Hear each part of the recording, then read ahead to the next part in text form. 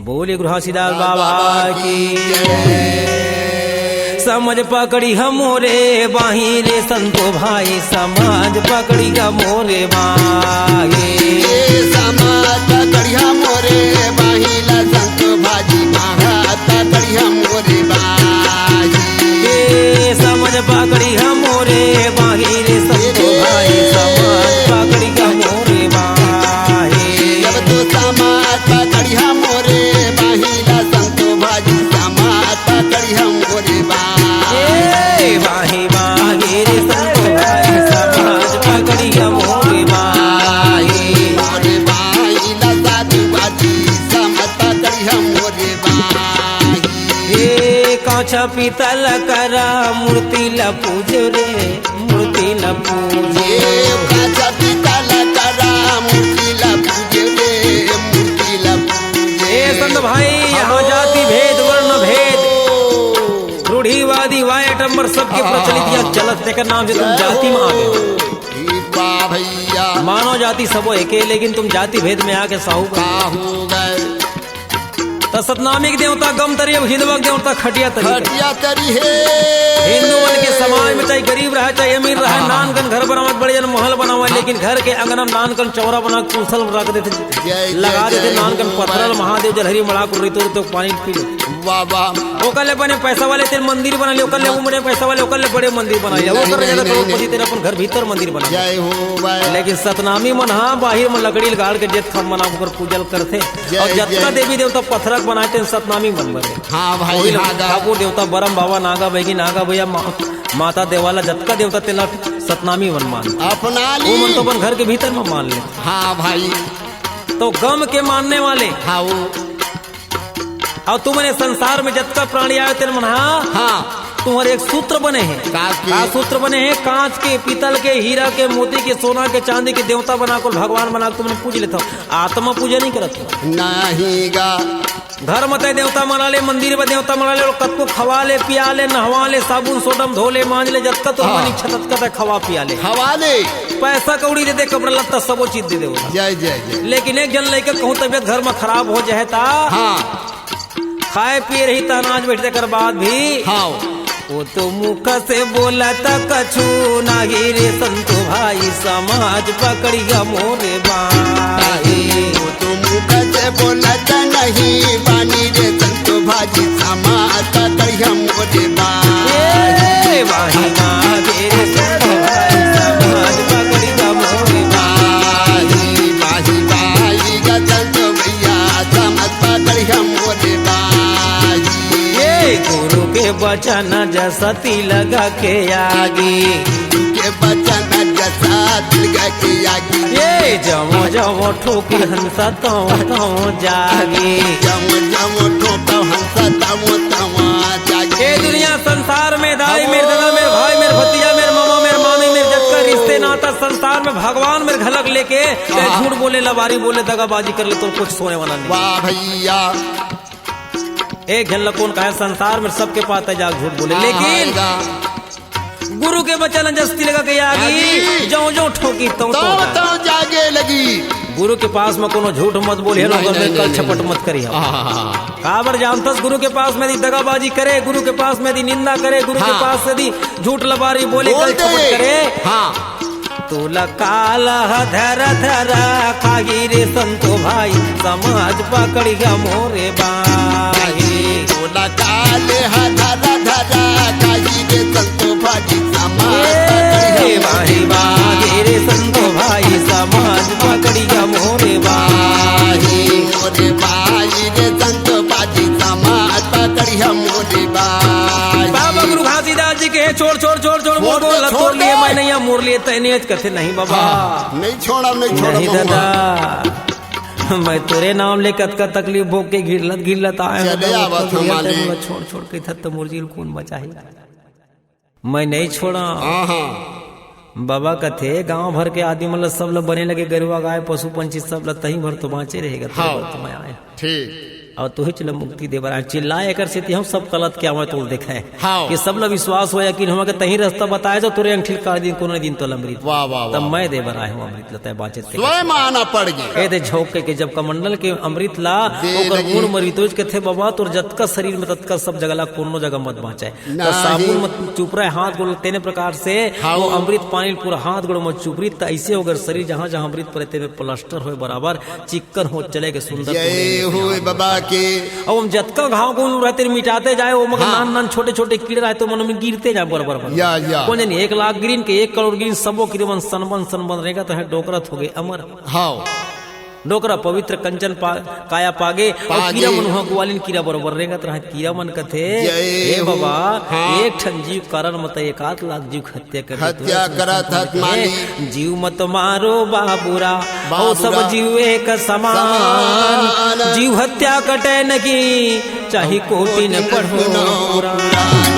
तो एक जीव कारण में तो 1 लाख जीव मारे मारा तो था। हत्यारा पापी कौन है कथे हाँ तोरा जबान बंद करो बाबू हाँ। तोहरो पारी आ जातेगा जय जब हो। एला मुक्ति दे तोहरो लिए कुछ रास्ता तुमरो बनाओ बनी बाबा गुरु घासीदास जी डोकरा ला मुक्ति दे करके जतका कीड़ा तेल हाथ में उठा ली रिपोर्ट के कोठन मत छूटे तैसे नहीं, और हाथ में उठा के कौन जानी का नाम ला पढ़ी शब्द ला पढ़ी जो वहां पे सबो कीड़ा मन के पीठ में हाँ। पांख जामे लगी या तेने बने बढ़ते बढ़ते बढ़ते बढ़ते पल भर में हाँ। बने बड़े बड़े हो गए जिला कथे भावर भावर बन गए भावर की उम्र रूप धारण करी कहते आज तुम जाओ भावर बन गए हाँ। अब यहाँ मत रब्बार भावर में रही या तो हमारा मुक्ति कैसे हुई बाबा हाँ, कैसे कहते जाओ रामायण गीता भागवत पुराण सत्यनारायण भगवान के पूजा जतका पूजा पाठ हुई तेरे मन नैवेद्य प्रसाद तुहार बिना नहीं बने नहीं। तुम जब तक के नहीं जाओ नैवेद्य नहीं बने तुम जाओ हाँ। मंधरा साथ तबे नैवेद्य बने जय लेकिन मोर जहाँ पे हो। पूजा हुई सतनाम के चौक हुई सतनाम की पूजा वहां पर भर मत जाओ वहां जाओ तो जेब तुम भटके पड़ जाए वाह अब भाई बाकी जगह में जाओ भगवान में भोग लगी है भगवान के साथ में तुम प्रसाद के रूप में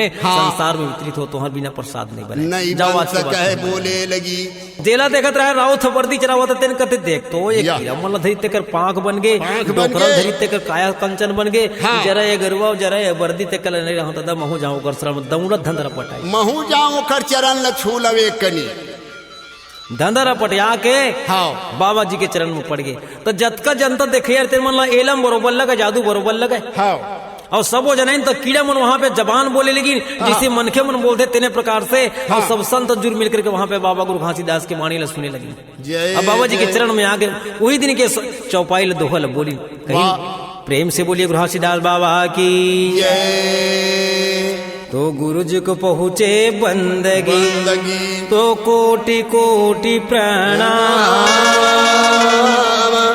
क्रीट भीग जीव तारी देव बाबा तो करी देव संत समान धदरा पट कीड़ा मना के भावर मनिया के बाबा जी के चरण में पड़ के हुन बोली लगी वाह तो गुरु हमारे परमात्मा की संत हमारे जी रोम रोम प्रति बसे रहो साहेब जस माखन में वही दिन के चौपाई ने बोल के हाँ। वो भावर में चले गए आहा साहू मन जम्मो वहां पे आके बाबा जी के चरण में मिल करके हाँ। जतका रंगा चंगा पहने ओढ़े तिला सब ला त्याग के सादा के कपड़ा वेश धारण करीन और बाबा जी के चरण में आके जनेवा कंठीला धारण करके प्रतिज्ञा करी भैया। हे सद्गुरु नाम से नहीं देव मोहि अग्र देहि कर प्रतिज्ञा की मंचिता हे सद्गुरु बाहु प्रति मास भगवान नहीं कर कुकर में हे सद्गुरु बाहु प्रधर्मी गुरु को कर्म सद्गुरु कर बाचा हे गुरु घासीदास सुख्याता सार सबद के प्रतिज्ञा लेकर के वहीं पर सतनाम धर्म अपना के जय सब जय। धर्म सत के रास्ता में चले बहुत बढ़िया बाबा गुरु घासीदास जी के हिस के आज के बाद आजीवन हाँ। तुम्हारे गांव के नाव अमर रही तुम्हार नाव अमर रही तुम्हार जात पंथ अमर रही यही बात बढ़िया। ला बोल के बाबा गुरु घासीदास जी वही अमृत पानी ला तालाब में छोड़ के खींच के जाओ तुहर कतको दिन तक कई पूर्व तक के तुहर काम आई मैं रही हूँ तबो नहीं रही हूँ तबो तालाब में अमृत पानी छोड़ के पवित्र बना करके छोड़ी बोले गुरु घासीदास बाबा की यही प्रकार के क्रोध ला देख करके यही प्रकार के अहंकार ला देख करके अपन मन के भावना ने एक चित करके देवी इष्टंगी वहां पर तीनों लल्ला मन के तीनों बेटा मन के लालन पालन और तीनों जन के आनंद मंगल मनाए लगे कब भजियो सतना मेला मोरो मन कब भजियो सतना मेला जी कब भजी होगा सतना मेला मोरो मन कब भजी होगा सतना मेल जी कब भजी हवो सतनाम मोरो मन, कब भजी हवो सतनाम लजे। कब भजी होगा सतनाम मोरो मन, कब भजी होगा सतनाम लजी। सतनाम मोरो मन, कब भजी हवो सतनाम लजी। सतनाम मोरो मना, कब भजी हो सतनाम लजी। सतनाम मोरो मन, कब भजी हवो सतनाम लजी। सतनाम मोरो मना, कब भजी होगा सतनाम लजी।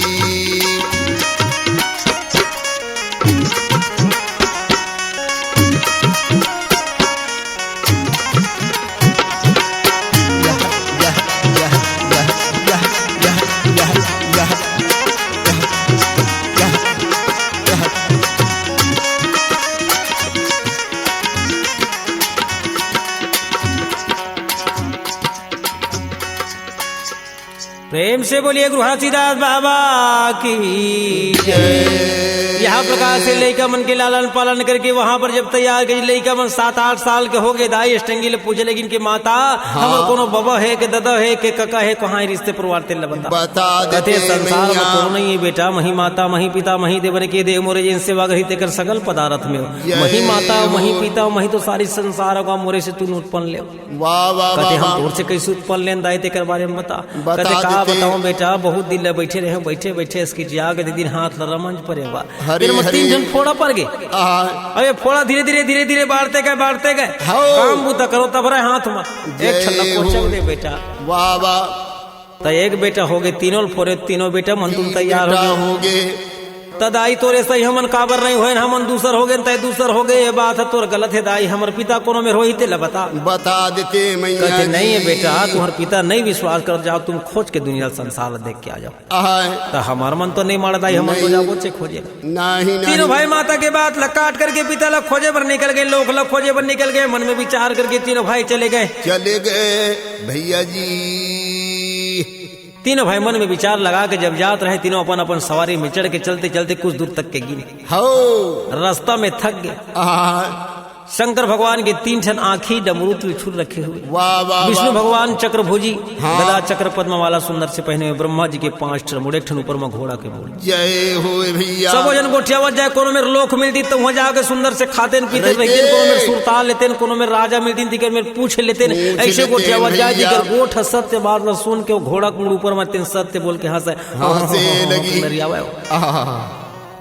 शंकर भगवान कथे इसने हमर फधीतल करो। अरे बोले नहीं कहा था ने जबरदस्ती बोला थी। अब बने बने राजा महाराजा मेरे को लोक में चल देन इसने इसने बोल दी था हमर फधीत हो एक घोड़ा कुड़ा घलक बोलते रे। एक बार सुनी 2 बार सुनी तीसरा शंकर भगवान के मन नहीं मारी कटे कलंक रही तब तक हमला पे ही त्रिशूल निकाली प्रचंड त्रिशूल निकाल करके जब शब्द भार के मारी तो जाके ब्रह्मा के मुंह काटे लगी भाई। ब्रह्मा के मूढ़ त्रिशूल में कटेल कट गए लेकिन भूयम नहीं गिरी, त्रिशूल मार गए। अब वो शंकर भगवान की तरफ त्रिशूल वापस आना संग मारे वो चले लगी। शंकर भगवान कहते ना जाने दादा ओकर मूड में बने जगह ही मार गई मोर में तो एक्स्ट्रा जगह कोनो में नहीं। नाके में खप आगे का कान में खप आगे तू मैं फदितम पड़ जाऊँ। अब शंकर भगवान भागे लगी पद घुच्चा भगते भगते अगर बका के थक गए कहते कोर में जाओ मोर में चटक जाए कहाँ चले लगी। विष्णु भगवान ला कहते भैया मोल बचा बचा बचा ले। कहते का हो गए ब्रह्मा जी के मूल मैं काट पड़े कहते मूल काटे तो अच्छा काम करे। ब्रह्मा जी के मूल काटे तो ब्रह्म श्राप लगे, ब्रह्म श्राप लगे तो कहते भैया मोलो कोनो प्रकार से तैल बचा तो कहते रुक रे ब्रह्म श्राप के ब्रह्म रुक। ब्रह्म श्राप लो रोक करके वहां पर 5 स्थान में बांटी। जल में लगी, थल में वृक्ष में पंछी में और नारी में। हाँ भाई। जब जब की मृत्यु काल होते मासिक धर्म होते तब तो वो ब्रह्म श्राप वहां पर जाके धरती में जल में वृक्ष में ब्रह्म श्राप लग गए भाई। जानवर में और नारी में तीनों जगह बढ़ जाते। मासिक धर्म के समय में ब्रह्म श्राप वहां पर रुकते।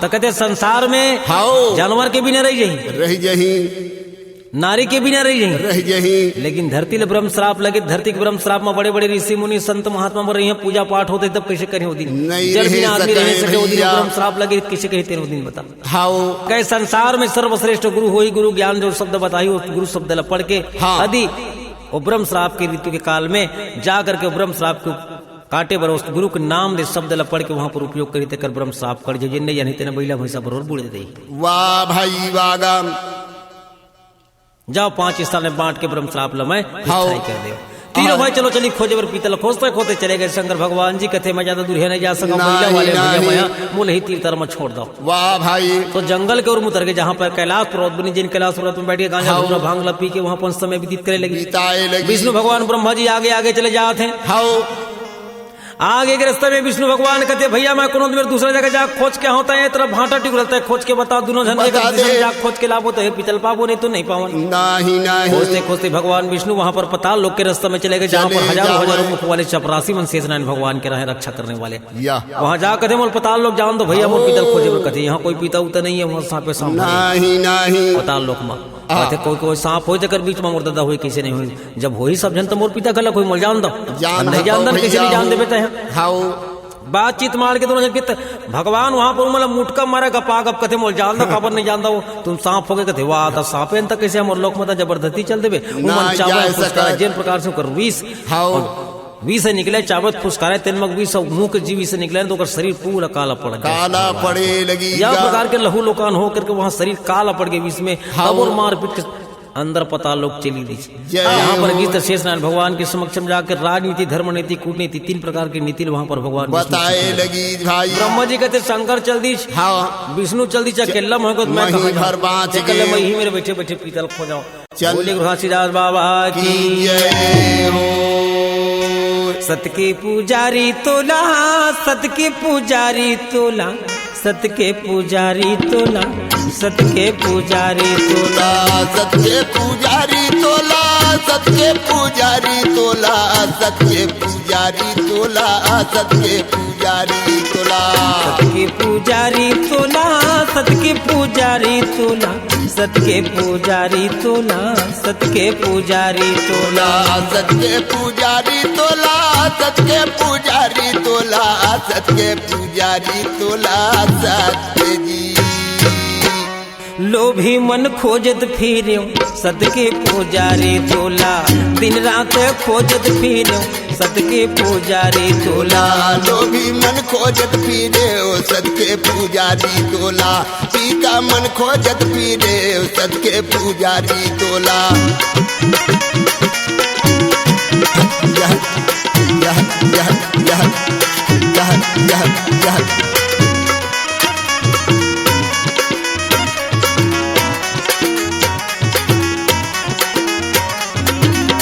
लोभी मन खोजत पीरे ओ सत्य पुजारी तोला लोभी मन खोजत पीरे ओ सत्य पुजारी तोला धरती लफोड़ के हो सोना निकाल डरो सोना निकाल डरो ये धरती ला फोर के हो सोनाली काल डारे सोनाली काल डारे हे सत के जपने वाले पिता कौन जगह में जाके ते लुकाए धरती में होई कि धरती ला चलनी का छेदा छेद दे जगह जगह ला हीरा निकाले मोती निकाले सोना निकाले चांदी निकाले लोहा निकाले तांबा निकाले नाना प्रकार के रत्न यहाँ धरती से निकाल रहे हो निकाल गे जगह जगह ला छेद के रख दे लेकिन आएगा धरती ला फोड़ के हो सोना निकाल डरो सोना निकाल डरो ये धरती ला फोर के हो सोनाली काल डारे सोनाली काल डरे तो बोल नहीं पायो तोला सद के पुजारी तोला बोल नहीं पाजो तोला सत्य पुजारी तोला लोभी मन खोजत फिर सद के पुजारी तोला तोला लोभी मन खोजत पीरे सत्य पुजारी तोला यह यह यह यह यह यह यह यह यह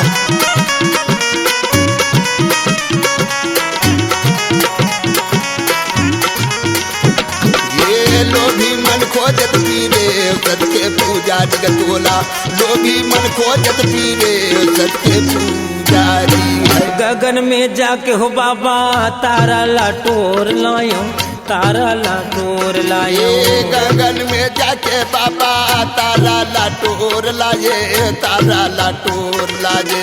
गगन में जाके हो बाबा तारा लाटोर लायो, तारा लाटोर लायो। ये गगन में जाके बाबा तारा लाटोर लाए, तारा लाटोर लाए।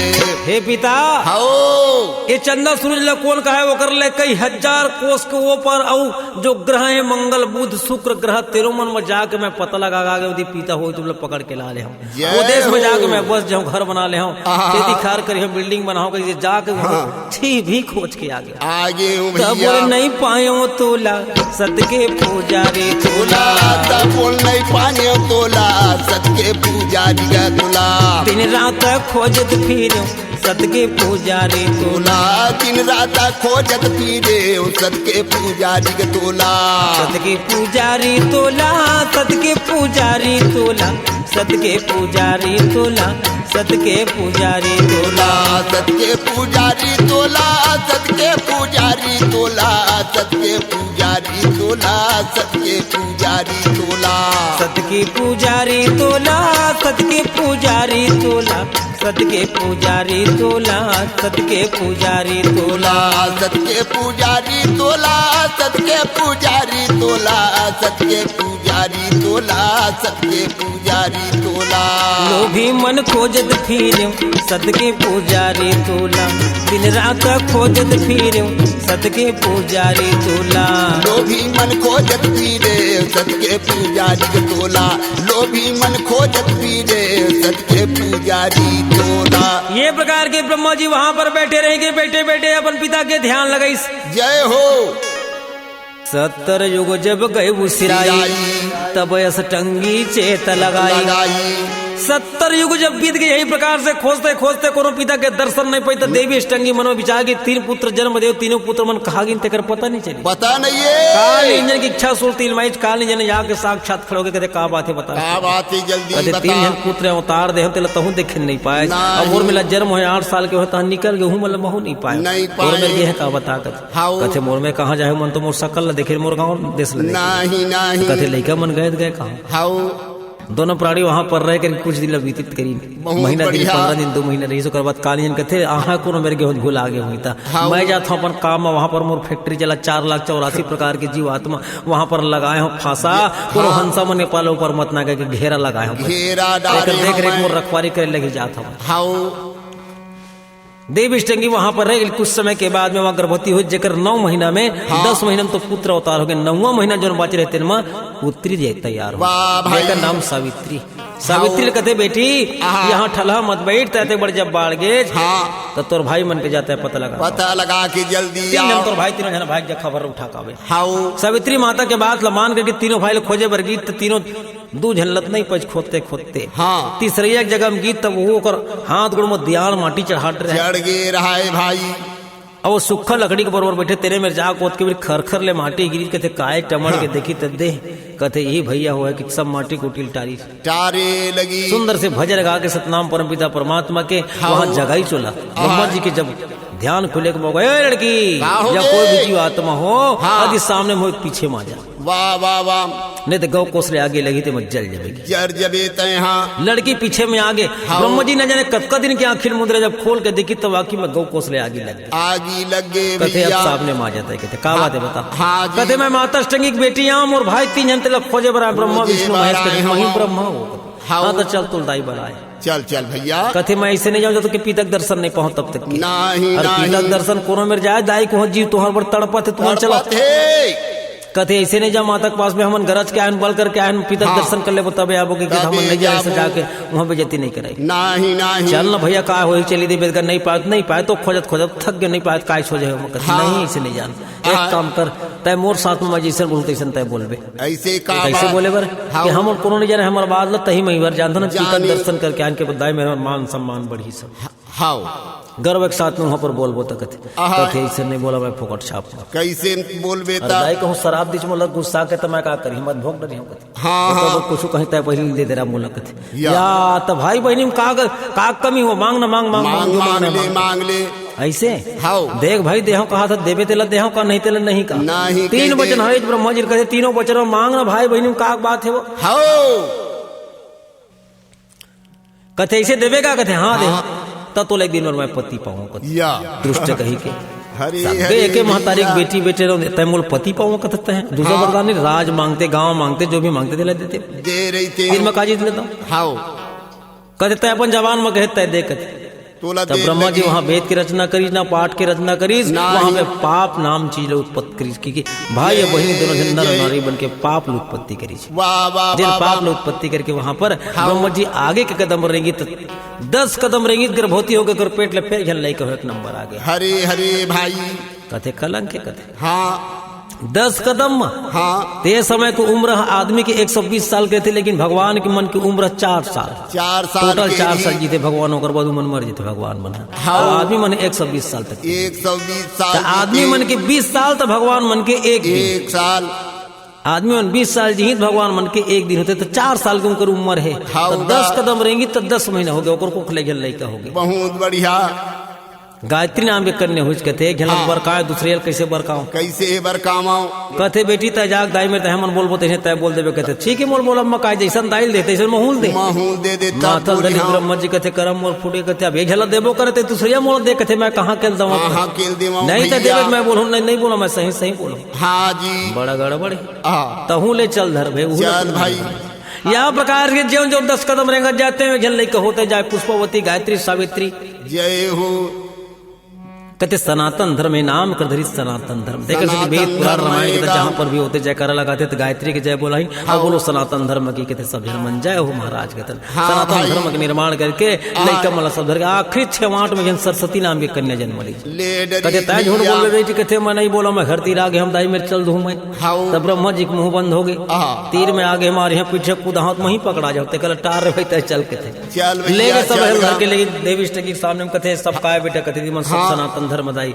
सब परिवार है परिवार बैठा है बैठा मैया सब लोग बैठा के कहते कैसे बेटा गए तेरे काम हो के नहीं हुए? कहते हाँ दाई हो गए सब लोग हो पूछ ले गए। सब जाना थे दर्शन हम सब जन मिल के पाका है हम वाह, मन वाह। पावा चाहिए मत पावे विष्णु भगवान शंकर भगवान लेकिन हम पाए हमन पागे ने तो गवाही सब धर जन के कहते आए कैसे हैं। बेटी दर्शन पा कहते हाँ दाई हम दर्शन पाए हाओ। एक जन वो छमाट वाले भर माज की सरस्वती बांधिए, बांधिए, ठीक सरस्वती बातें कहते मैं नहीं पाया दाई मैं नहीं जाना दर्शन नहीं नहीं मन नहीं जाना तय अलग बैठ बेटी मल अलग बैठा हाओ अलग अलग गुप बना के बैठा रही जब शंकर भगवान विष्णु भगवान ला बोला कहते बेटा तुम ऐसे बैठा दर्शन पाए तुम मन का कहते नहीं जाना नहीं भाई, जानन तुम हम लड़ाई दाई। उड़ाई भीड़ी मोते भूल आ गए हम कहते हाओ शंकर भगवान कहते मैं गांजा था तुरंत भूल आ गए जंगल भूल आ में गए दाई, तो मैया। सीधे नहीं पिता के आहा हाँ तो तुम ऐसे बैठा बैठ जाओ बैठ ब्रह्मा जाओ जी के नंबर पहले लेके कहते ब्रह्मा जी बेटा तय मोर पास में झूठ बोले मोर पास में तय दगाबाजी करे दगाबाजी संसार में तय का करते। दगाबाजी नहीं करे जाओ संसार में भटक भटक करे तेरे कोनो मेरे मंदिर मस्जिद नहीं बनाए नहीं बन पूजा पाठ सका में है। हो जाता है भटकत रहे हाओ तब उद्धार कैसे हो दाई मोर कब हो उद्धार तेल बता बता देते कलयुग माता। मजा सतनामी मन के हाथ में तुर उद्धार हो जाए कहते कैसे वाह वाह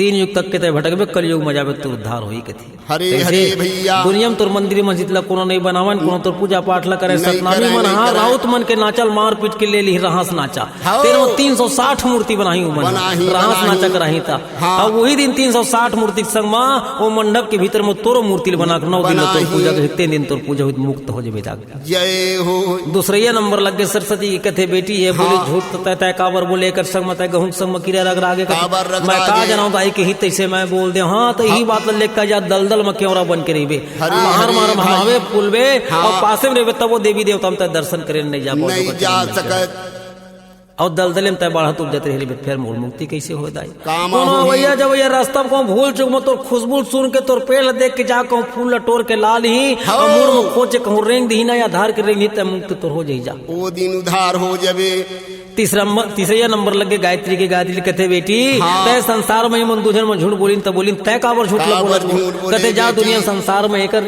ओकर संग मत तोर आँखी नहीं दिखे तक बिगड़िन तेना त यही प्रकार से जाता है पद भतारी रे बेचारो युग में हरे हरे भाई तोर इज्जत मर्यादा कोई ठिकाना नहीं रहा नहीं रहा है, नहीं रहा है। कलयुग में जाता है गाय बन के जाबे तोर दूध लखाई तो लक्ष्मी मान के एक दिन तो लक्ष्मी पूजा करिए दिन तय मुक्त हो जाबे मुक्ति पा जाबे चौथैया नंबर लग गई पुष्पावती के कथे हाँ। बेटी अत्ते कते अत्याचार देख के नहीं समझ पाए नहीं। तो तय भाठम जा सेवती बन के नहीं सेवती बन जाबे गर्मी के दिन में पानी बर तड़बे, बरसात के दिन में बरसात मत पानी में तड़बे हम बिना, तो जा संसार में तय भटकत रहे मोर मुक्ति कैसे हो जाए। कब हो ही मैया मेहर मोची मन कोरखन के जर लेगी ओकर पांच के रस्सी बना पनही सिलही जल पहिरी किसान पहिर के रेंगी ते तय मुक्त होबे बाकी हो दिन जाता जबे है। बेटी सरस्वती नाम ये कन्या के नंबर आज कथे बेटी तैसत बोले जा तोला छोटे से जगह देवत हूँ गाना बजना संगीत के जगह तोला देवी मान के तोर पूजनी मान के ज्ञान दायनी मान के तोर पूजा करी दिन तय पूजा करही बोले लगी लग गे नंबर विष्णु भगवान के कथे बेटा तय वरदान मांगता है सत बोले कथे का वरदान ला मांगा दाई कथे नहीं नहीं नहीं मांग मांग मांग बेटा मांग कुछ तो ले कुछ मांग मांग सब ले बोले माता के पास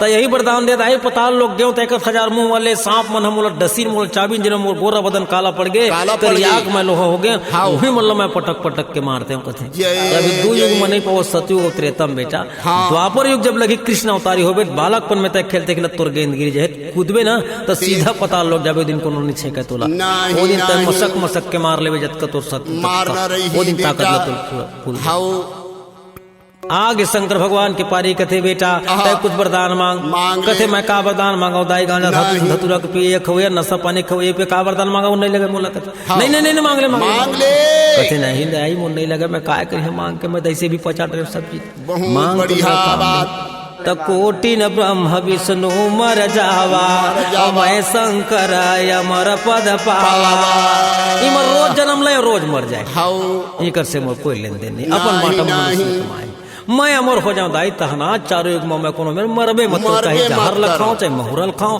चाहे सांप बिछिर खाऊं चाहे कहीं खाऊं बोल वो तो टेंशन मोल मरे वाले बातें मत रहा है मस्त रहा है मैया कथे अब कहे था बेटा तथास्तु हाँ, हाँ। लेकिन अत्का काम लदे हैं कर लिए तुम्हारे काम करिए मोर कहते का काम? काजी जाओ तुम तीनों बेटा समुद्र के मंथन करो जहाँ पर क्रू नाम के गर्भ में 14 प्रकार के इतना छिपे थे रत्न मंथन करके निकाल के निकाल लो बोले लगी कि माता माता के आज्ञा के पालन करे बदले डराए जीव जाके सही सही वहां पर मंथन करी तो 14 प्रकार के रत्न निकले लगी।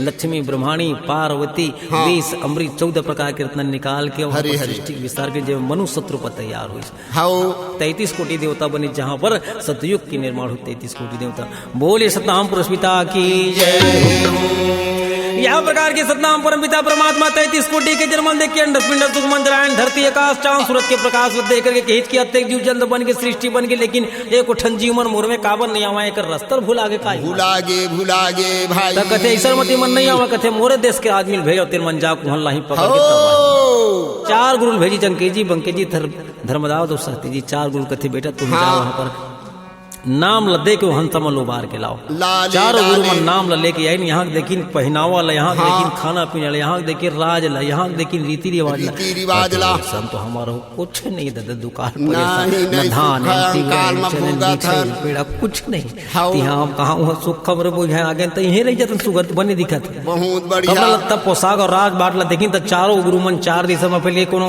हाँ। व्यापारी बनिन कोनो गुरु बनिन कोनो राजा बनिन कोनो मन छत्री बन के चारों दिशा में रहे लेकिन नाम पाल जय होए भाई 4 जन गुरु भेजे 4 जन गुरु मन उहे मुग्ध हो गए नहीं आए के नाव नहीं काय आ से सके। गिरत ठोका गए वहां हाउ। तब बने सुजान बेटा मतलब सुजनजन और साजन ल कहते तुम जाओ बेटा तू मन जाओ पता तो कहते हम ऐसा लगा नहीं जानता था 4 जन गिन हमर भाई मन उहे भुला गए उसने हम भुला जब ये सुंदर सुगर रहा था तीन चीज हम रहन नहीं मिले नहीं नहीं नहीं तो हम लोग कुछ कहीं देते हमन जाबो बता कुछ दो का देवे तो सतनाम परम पिता परमात्मा के जबान से निकल गए अमृत वही अमृत ल दे के कहिस के जा बेटा हम पे धर ये इधर ले चले हंसल जा बार के लावे कर माध्यम से हाउ तो दोनों गुरु मन वहां पर नाम लपा करके अमृत लपा करके ये चराचर प्राणी मन लखम तल उबारे खातिर पर मृत लोक में आई आगे आगे तू हमारे बानिया बानिया। तो नाम के करीन व्यापार परखने वाले परख लिए तो बाकी भयेगा तो चारों गुरु मन ल मुक्ति करे बरो जतका हंसते ल मुक्ति करे बरो दोनों भाई मन अमृत लेके यहाँ आए और जा करके यहाँ घर घर में हाउ। गांव गांव में आहा सबके समक्ष में हाँ बोले लेकिन बोले गुरु घासीदास बाबा बाबा की की जय हो नाम के जड़ी हो सत्य नाम के जड़ी ला पिलो रे संत जन नाम के जड़ी ला पिलो रे संत जन नाम के जड़ी हो सत नाम के जड़ी पीला हो संतो जना नाम के जड़ी पीला हो संतो जना नाम के जड़ी हो सत्य नाम के जड़ी ला पिलो रे संत जन नाम के जड़ी ला पिलो पिलो रे संत जन। नाम के जड़ी ला सदा नाम के जड़ी पीला पीला हो संतो जन। नाम के जड़ी पीला पीला हो संतो जन। दोनों भाई जाकर के गांव में गली में खोर में हो छोटे बड़े सबके समक्ष में जाके अमृत के बारे में बताए, लेकिन के बताए अमृत ले लो। हाँ हाँ अमृत ले लो भैया, ले लो ले ले दाई, ले ले बहनी बाबा तय ले लेगा। ले ले बाबा गो एला काय करबो दादा, ये का चीज है तेला लेबो हमन फोकट के चीज ला। अरे कहीं सोना होती चांदी होती हीरा मोती होती तब वो एक पैसा खाए पिए का माती। कुछ चीज होती तब वो ले लेते। हाँ भैया अरे अंत काल में कुछ नहीं पाते, हाँ। तो सरहा मरहा बोल सकेल के लेके नून मिर्चा डाल के पीस के झिल्ली में बांध के तब वो 10 रुपया तब वो पाकिट 10 रुपया खो जाती। अब ये का चीज है लगता है अमृत अमृत चिल्ला से के बारे में हम जाना बताना नहीं कर बारे में कुछ कबू सुने नहीं। नहीं leg leg leg leg leg leg ले जाना। नाम के जड़ी हो सत्य नाम के जड़ी ला पिलो पिलो रे संत जन। नाम के जड़ी ला पिलो पिलो रे संत जन। नाम के जड़ी ला सत नाम के जड़ी पीला पीला हो संतो जाना। नाम के जड़ी पीला पीला हो संतो जाना। नाम के जड़ी हो सत्य नाम के जड़ी हो सत्य नाम के जड़ी हो सत्य नाम के जड़ी। ये नाम के जड़ी ला सत नाम के जड़ी लगता। नाम के जड़ी ला सत नाम के जड़ी ला। ये नाम के जड़ी हो सत्य नाम के जड़ी हो सत्य नाम के जड़ी हो सत्य नाम के जड़ी। नाम के जड़ी ला सत नाम के जड़ी लगता। नाम के जड़ी ला सत नाम के जड़ी ला। बस्ती में कोनो नहीं लीन देवी देवता राजा प्रजा ए अमृत के बारे में कोनो नहीं जाने, कोनो नहीं लोग नाम नहीं नहीं ले बताए नहीं ले बताए। बाबा जीवन बैठे रहे सुस्ती आए सब। राजा हरिश्चंद्र जी वो तरफ लाइट देखते कहाँ के बाबू कथे हम तो फिर लोग के नो सब लोग हवो कहाँ धरे पैसे आते ला बताओ कथे हम बता दे अमृत भाई लेके बता आए देगा। बेजत हन गली गली में कोनो लेबे नहीं करे। ले भैया नहीं ये ते अमृत का चीज है दादा तेला मोल बता हाँ, बेचे ला सही बात है का तेला बताओ के ठन धरे तेल बता। बता दे कहते अमृत है ऐसा चीज का कैसे। मरे हुए जिंदा करने वाले अमर करने वाले हाँ हाँ जतका बीमारी है रोग मंद है हाँ तेला सब ला दूर करने वाले दूर कर विपद के नाश करने वाले। हाँ भाई तो 4 प्रकार के अमृत धर के हम आए हैं। आए हन भैया। तो का 4 प्रकार के अमृत है भाई बताओ। काजे वचन अमृत एक जिन वचन के बोले में ककरो जान हम बाँच जाए। बाँच गए। जिन प्रकार से कोनो आदमी सजा मिल गए है मौत के खाओ फांसी के फंदम चढ़ने वाला है चढ़ने वाला है वो जीव। वो मेरे तय गवाही खड़े है सब झूठ बोल के भी अगर कहूँ जीवन बचा दे तो कबर अमृत है। अमृत जीवन भर तो भैया। नाम ला ली। हाँ हाँ कर्म अमृत कर्म जिन कर्म अमृत में कोनो आदमी के बेटी बेटा नहीं है अकेला पड़े संसार जगत में हाँ, हाँ। पीड़ा में भोगत या वक्त और प्राण छूटने वाले वो छूटने समझ वाला जाके है। पानी पिला दे सोला या कोनो में लेके इलाज पानी करवा दो कर जान ला बचा दो। बचा कर्म दे, अमृत बचा जिन दे। जीवन भर तो नाम लेकर जीवन बदले। वाह भाजी पारस अमृत हाँ। जिन सारी संसार ब्रह्मांड के संरचना होते रचना होती जिनमें एक के 21 बढ़ते एक का इस बन जाते हैं। चौथा में अमृत कौन हरे जेल अमृत ल पिए माँ हाँ। 1 दिन के का 6 महीना के का हाँ। कई साल के मरे हुए चिल्ला अमर हो जाते हैं भैया। 4 प्रकार के अमृत धरे जय राजा हो हरिश्चंद्र जी दोनों धन गुरु के चरण में गिर गए कहते गुरु जी ये अमृत मल्ला मोला दे दे ये अमृत ला मैं धरी हूँ आहा, ए अमृत हम मोर लेके मोला दे। मोर लइखे हाथ पसार के जब चरण में जाके गिरी तो 4 अमृत ला हाँ। राजा हरिश्चंद्र के हाथ में दे दी, लेके ये तुरंत लगी। विरासन करे। जय हो वही दिन ले राजा हाँ। हरिश्चंद्र के मान सम्मान धन संपत्ति खेती खार माल खजाना ऐस आहा, जत का यश जो संसार में जय जयकार हो लगी ते राजा लगी। हरिश्चंद्र के वही दिन के दुगुना रात के चौगुना बढ़े लगी। बढ़े लगी भाई जी। जब राजा हरिश्चंद्र जी दानी हो गए हो जे न खड़ियल सो के उठत भुजम पावला नहीं रखे नहीं। कहीं 100 मन सोन के दान दे 100 विप्रल भोजन दे वाह, और वाह, 100 वाह, गरीब मल्ला हाँ। अनाथ मल्ला वस्त्र के दान दे के भुजम में पावला रखे। रखे लगी। अतका जब रोज के दान करे दिन में न जाने कब तक दान कर दी सोए तो ये ला 100 कौन उठे जान के पहली सकत दान है। वाह भाई। दिन भर में कत्का दान करते कर कोई गलती नहीं। नहीं नहीं जेकर दान लपा के जेकर कृपा लपा के गरीब अमीर राजा प्रजा सब मन जय जयकार चारों तरफ ले राजा हरिचंद्र की जय हो, राजा हरिचंद्र की जय हो, चारों तरफ ले जय जयकार उठ लगी। वाह भाई वाह। 33 कोटि देवता मन मन में विचार करते हमन भगवानन भगवानन भैया जी हमन देवता ते के कोनो जय जयकार नहीं बोला, मैं राजा हरिचंद्र की जय बोला थे चारों जय तरफ। बोलावा थे हो काय से गुण है जकर नाम से ओकर जगह जग में जय जयकार हो जय जयकार हो थवेगा। ओकर पता लगा इन सत्य ला हाँ कथे भाई। अमृत पाए आय तकते हमार ले बढ़ जाए दुनिया संसार में।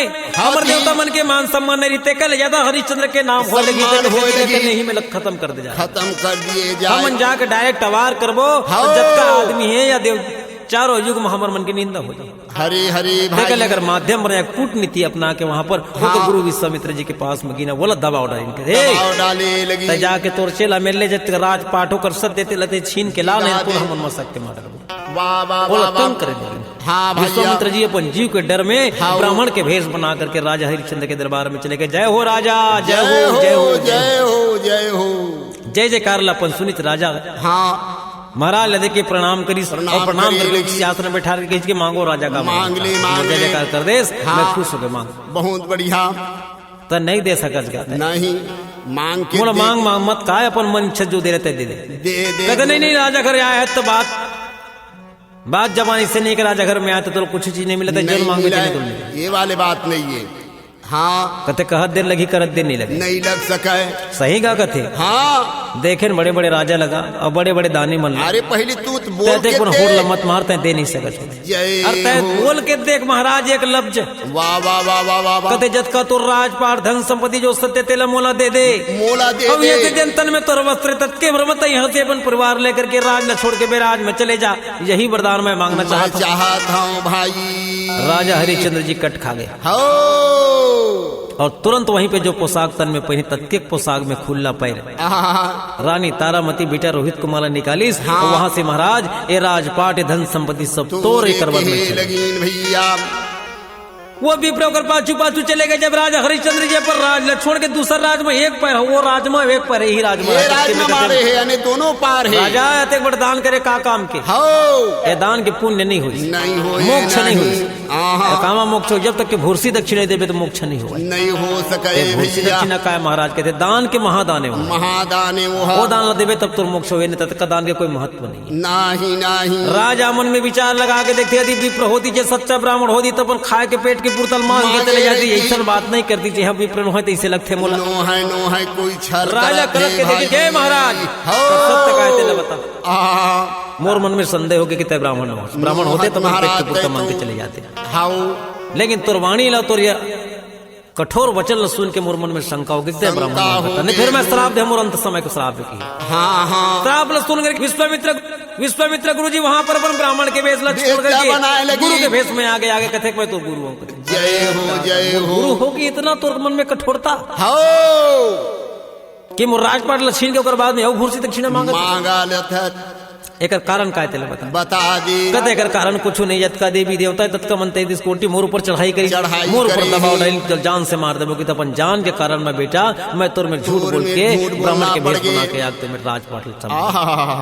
हरी कहते हरी धन्य हो हरी। गए गुरु मैं हाँ यदि मोर धन है मोर संपत्ति मोर राज है यदि तोर जान के काम आगे जान बचा दी तो मैं धन्य हो गया धन्य हो मांग गए, मांग मोर की। मुक्ति मिल कहते गए भूर्सी बाबा। दक्षिणा मुझे दे बेटा कि तुम भूर्सी दक्षिणा दे मोर में कुछ नहीं हाथ में भी नहीं नहीं मजदूरी करी हूं तब भले हुई तब भले ओकर लिए हो मोर सकत समय है। देगा हो तो समय दे तो 1 महीना के बेटा जाए 1 महीना में हाँ। कुछ मत देवे कम से कम 100 नंग सोना की सिक्का दे देवे मोला। जय हो राजा और भैया। रानी मन में सोची बनी करके दूधी 4 आना कमाबो तब 1 महीने में कमा देबो 100 नंग सोना कनक सिक्का हो जाए हमार पूरा। देर महाराज 1 महीना कल टाइम दे हाँ भाई ये बचल रहे करके राजा हरिश्चंद्र जी बेटा रोहित कुमार एहू पर वो राज में लेके जा करके भिखारी के भेष बना करके बनी भूति करे लगे करे लगीन भैया कोनो मिला रुपया 2 रुपया 8 आना 4 आना कमा के लावा ओकरे नून तेल चावल दाल ला के रोटी पीठा बना के खाए बना चावल के भोजन खाए बना के लगी। खाए ओतके फिर दूसर भिखारी मर रोवत गवत अपन लइकल धर के आ जाए आ तो जाए। राजा मुंह में लगत रहते हैं कौरल छोड़ के हाँ। वो गरीब के पेट ल भर दे वाह अपन भाई, ऊपर वाह कर्म दान। कई दिन लांघर रही आहा। ऐसे तैसे 8 दिन कट गए हाँ। कथे एको ठो रुपया इकट्ठा नहीं हो पाए 100 रुपया हम देना है गुरु जी देना है गुरुला मन में सोच के हदास हो गए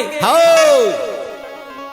मेहनत मजदूरी करी जे माँ पूरा नहीं हो पाई पैसा था। अंत समय में दोनों आओ भाई तीनों परिवार के साथ में वहाँ पर लीलाम बाजार में चले गए। लीलाम बाजार में जाकर जय हो राजा की। वाह और भैया तीनों नीलाम होकर के वही सोनंग सिक्कल भादो के महीने में धर के लावत रहे। हाँ। पानी गिरत रहे रिमझिम रिमझिम। वाह वाह वाह और नदिया पार करके ऊपर और राज में को दान देने रहे। तोड़ के पूरा नाक के राजा हरिचंद्र जी जब पानी के झेलरा मारी तो हाथ तई ढरपूड़ के टप ले मछली धर के लेके पैसा ले गे भैया। कहते किस्मत मोर फूट गए सिक्का लेके धर के अब काला था नहीं पहुंच सकता हूँ। तो अंत में जा करके राजा नौकरी लग गए। रानी नौकरी लग के वहाँ कमाए। लेकिन बेटा रोहित कुमार फुलवारी में नौकरी लग गए। आगे देखो वो करता नौकरी। जय हो भाई। राजा हरिश्चंद्र जी मरघट घाट में शमशान घाट में रखे लगी। रानी तारामती वहां पे जाकर के बनी भूति करी भाड़े बर्तन मांझ के जीवन चला लेगी। जहाँ पर नाना प्रकार के ऊपर दुख तकलीफ मिली। वाह भाई वाह गाम। एवं अभी संतुष्टि मिली तो माया के सर्व बना के बेटा रोहित कुमार के ऊपर में भेज देगी। फुलवारी में तोड़ते रोहित कुमार बेटा सांप चाप दी। जेन सांप के चाबे में प्राण त्याग दी बेटा रोहित कुमार। का करबे भाई। बेटा के मरण न सुन करके तारामती बिलक बिलक के रोए लगी। आत्मा फटे लगी। वाह वाह वाह वाह। हे भगवान दुनिया में जन्म देते हमला पर भर के सुख के लिए दिया। आज हमारे ऊपर में संकट राजपाल सब छूट गई। नौकरी लग गई। यहाँ तारा राजा और रानी वो मन नहीं मारी तो बेटा रोहित कुमार के प्राण के हरण कर चले गए। हे विधाता का कर्म करी कौन से कैसे कर्म करें देकर फल एक रोते हुए विलाप करते हुए वे छोटे से बच्चे के लाश लेकर के वही मसान घाट में पहुंचे लगी भैया। जहाँ पर राजा हरिचंद्र जी रखवारी करे थे कमल ओढ़े। और जाकर के सूखा लकड़ी लस्ते के लिए बेटा के चीता में जलाओगे कि वहां पर तैयार करी जोत के राजा हरिचंद्र जी पहुंचे। यहाँ शमशान घाट के नियम जब तक के कफन के दान नहीं देवे तब तक के कोई लाश नहीं जलाए। कथे मोर पास तो कुछ नहीं महाराज। एतन में जिन कपड़ा पहने तत् के भरे मोर पास में न हाथ में पैसा नहीं है एक्स्ट्रा कपड़ा नहीं मोर पास। अतकर निधान गरीब हो गरीब रहा तो अमीर रहा कोई भी रहा से मोल मतलब नहीं है। जब तक के दान नहीं देवे कफन के तब तक के यहाँ पे चीता जलाए नहीं जला भैया। क्या करे रानी तारामती रोते हुए आंसू ढारते हुए साड़ी के कतरला छोड़ करके चीर करके वही ले छोड़े टुकड़ा निकाल के राजा हरिश्चंद्र के और मेले महाराज तोर दान ले झोंक लेके मोर बेटा जलावन देखे कि जब देखी दिश तो मुखार बिंदर राजा हरिश्चंद्र देवी कहते थे वाह वाह। ए मोर बेटा रोहित कुमार महाराज चाप दिस फुलवारी में प्राण त्याग दिस। मोर पति कहाँ थे मोर पता नहीं। राजा हरिश्चंद्र जी बेटा के मन देख करके रानी तारामती देख करके वहां पर होकर आंसू बहे लगी भैया। आखिर जब आंसू बहिस तो मन में संदेह आ गया। मैं तो गरीबी न महाराज कौन प्रकार से बेटा यहाँ पे दफन दे हुए लाया हूँ लेकिन तोर आंसू का बढ़ल गया। वाह वाह वाह। दंड पुकार के राजा हरिश्चंद्र जी लगी कि मही राजा हरिश्चंद्र बोले लगी गा तुझे अब तक कहाँ खोज जाबे कहाँ जाबे। हरिश्चंद्र तारामती हमारे सामने बेटा मर के था बेटे लसीना से लगा के रानी तारामती लसीना से लगा के दंड पुकार के रोए लगी भैया। सतनाम है परम पिता परमात्मा हे ईश्वर बनाने वाले दुनिया की आज यह विपत लमूर ऊपर मल्ला के दे दुनिया सुरत आगे वही अमृत के जेला दोनों भाई दे रहे तेल चार पका के कई दिन के मरेले जिंदा कर रखते कि केवल सुरत आगे मन में स्मरण कर लेगी जो सतनाम के वो नाम के वो अमृत के। बोले घासीदास बाबा की जय। सतनाम पुरुष पिता की। सतनाम सुमर ले रे हंसा सतनाम सुमर लेना।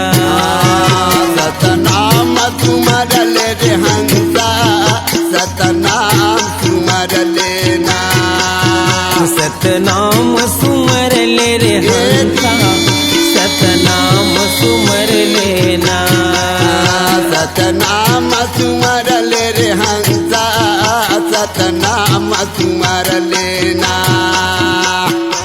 सत के डूंगा चढ़े माया के नंदिया।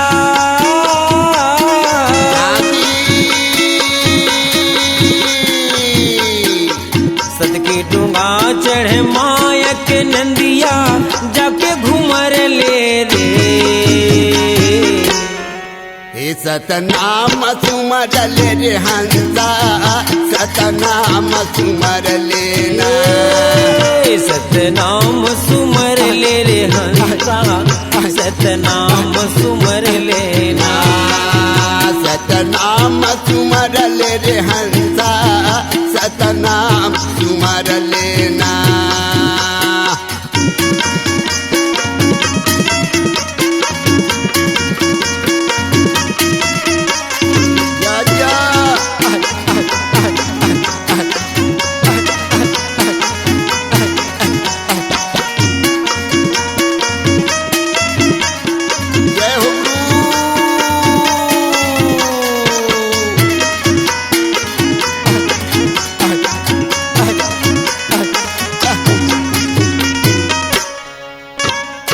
माता पिता के चरण पवित्र गंगर हंसा पवित्र गंगा माता पिता के चरण पवित्र गंगा हंसा पवित्र गंगा जे मना हाले रोज मन तोरे चंगर बैहा मन तोरे चंगा जे मना हाले हंसा मने तुर निदिन चंगा मने गर निदिन चंगा माता पिता के चरण पवित्र गंगर हंसा पवित्र गंगा माता पिता के चरण पवित्र गंगर हंसा पवित्र गंगा जे मना हाले रोज मन तोरे चंगर बैहा मन तोरे चंगा ये मना हाले हंसा मने ग तोरे चंगा मने ग तोर ये मन तोरे चंगर बैहा मन तोरे चंगा मने तुर चंगा काया मने तुर चंगा मन तोरे चंगर हंसा मन तोरे चंगा मन तोरे चंगर हंसा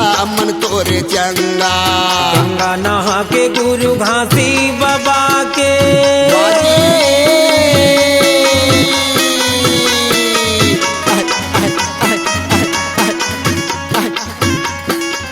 गंगा नहा के गुरु घासी बाबा के पंथी मंगल झूमर ले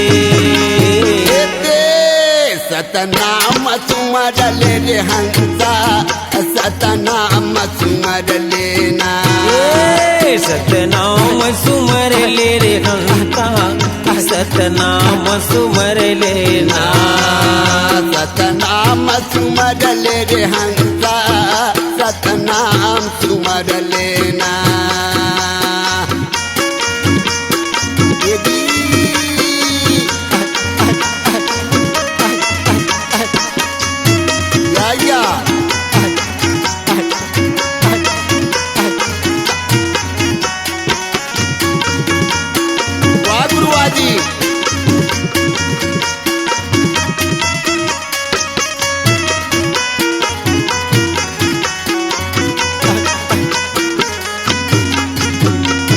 प्रेम से बोलिए गुरु घासीदास बाबा की।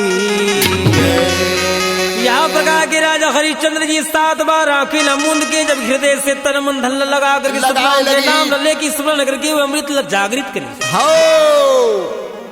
तो अमृत ल निकाले सबले पहले वाह वाह वाह वाह जिन अमृत ल निकाल के वही नाम ल पढ़ के बेटा रोहित कुमार के मुखार बिंद में डाली सब शरीर में ऊपर छिड़की सत्य के नाम लेके जब जयकारा लगाई अमृत के पान करते ही बेटा रोहित कुमार सत्यनाम के नैन लख खोल करके देखे लगी बोलिए गुरु घासीदास बाबा की जय बोले सतनाम पिता की बोलो सतनाम धर्म की।